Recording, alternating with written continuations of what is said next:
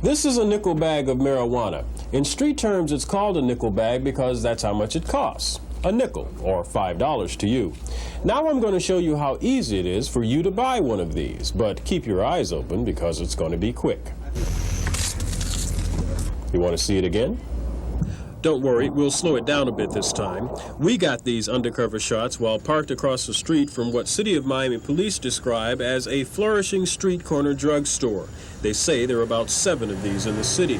But you could take a ride to Coconut Grove and watch the stream of cars filing by this corner for a little curbside stop and shop.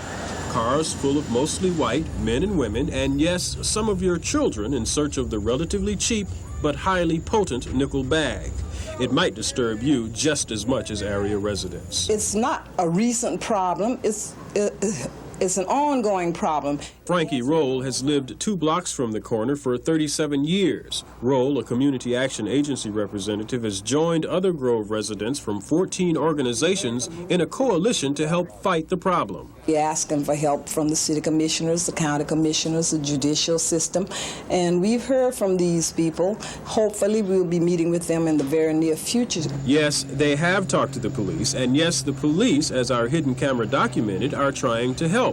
We showed Sergeant Mike Ahern, an undercover officer with the City of Miami's Vice Intelligence and Narcotics Squad, our surveillance tape.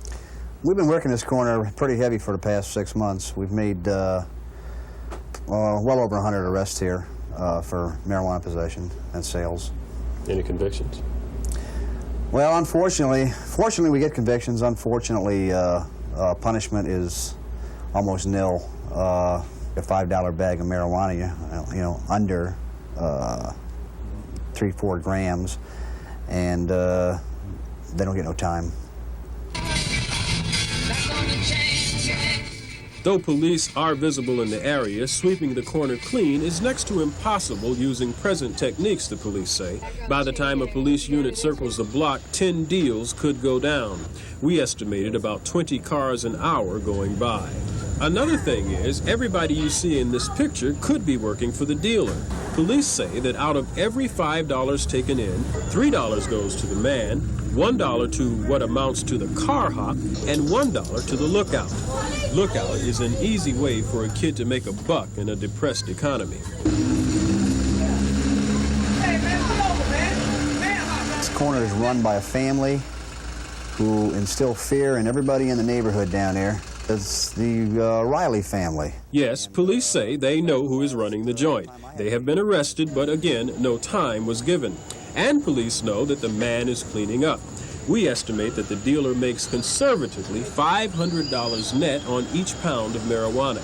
The money being made here and the lack of jail time is what keeps police frustrated, neighbors afraid, and the corner drugstore alive. Good nickel. To give yourself an idea of the enormous profit involved in these street sales, when you're next in the grocery store and see a pound of coffee, imagine that if that pound tin were filled with marijuana, it would bring around $750 on the street sale like you've just seen. Now, one of the problems with drugs in South Florida is telling the real stuff from artificial. How can you tell if it's coffee creamer and not cocaine or vice versa? Here's Diana Gonzalez-DeRuthi to tell us. Let's say you found something in your child's room and you're not sure what it is, or you've taken a drug and experienced a strange reaction. These are common problems, but where do you turn for information? Well, there's a unique service here in South Florida that can give you some answers. Inside this envelope is a pill. A mother found it in her child's drawer. Instead of jumping to conclusions, the pill was sent to this laboratory in Northwest Dade. It is one of only 2 labs in the entire country licensed to analyze and identify drug samples for the general public. This tablet is the size and general appearance of a bootleg Quaalude. Dr. Lee Hearn is a pharmacologist. His lab usually receives between 30 and 60 samples from across the nation each month for analysis. Many of them, like the 2 he is analyzing today, are sent by concerned parents. It's got some lumps in it. It may be cocaine or it may be some other drug, could be PCP. The senders are anonymous. No names are revealed.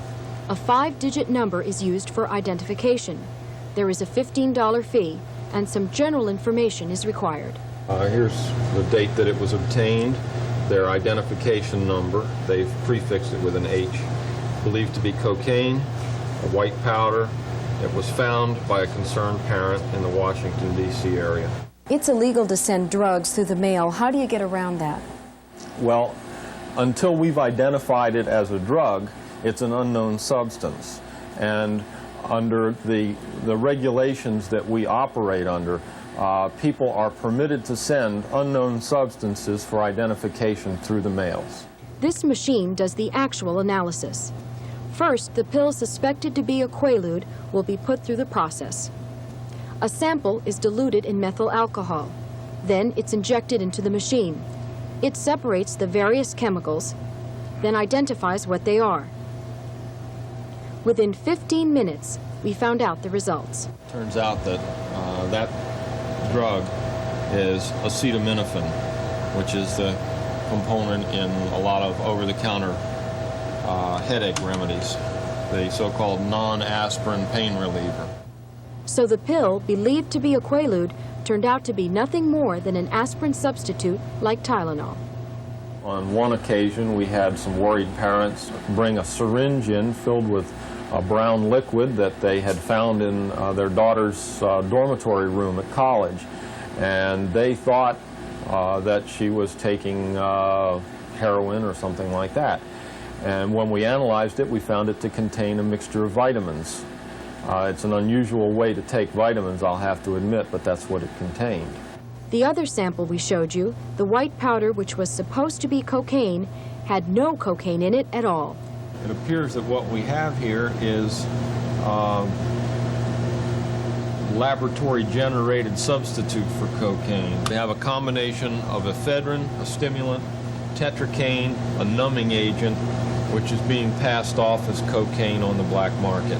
In this case, Dr. Hearn says the substitute can be more dangerous than the real thing. People who buy it thinking it's cocaine may think that it's very dilute cocaine because it's much weaker in its activity, and therefore they may use a lot more of it, reaching a toxic level in an attempt to get the euphoria that they expect from cocaine.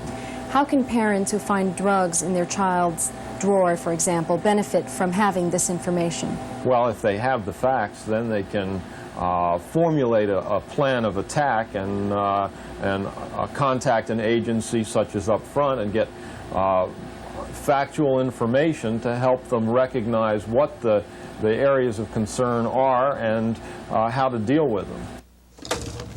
Up Front? Up Front is a government-funded drug information center. This organization sponsors the drug analysis service. Up Front is where the anonymous sender calls for the test results of the sample. So your sample was purported to be cocaine? No, as a matter of fact, it wasn't. No, it was an asthma drug that's very often used as a cocaine substitute, and the name of the drug is ephedrine. And that's the advantage of this program that no other laboratory program has, is that when the person calls for the result, they also are tuned in with an extensive library, professional counselors in the field of substance use and abuse. When parents are confronted with the fact that their child is using drugs, often emotions can get in the way. Up Front believes the more information you have, the better you can deal with the realities of the situation, even if that information confirms a parent's worst fears.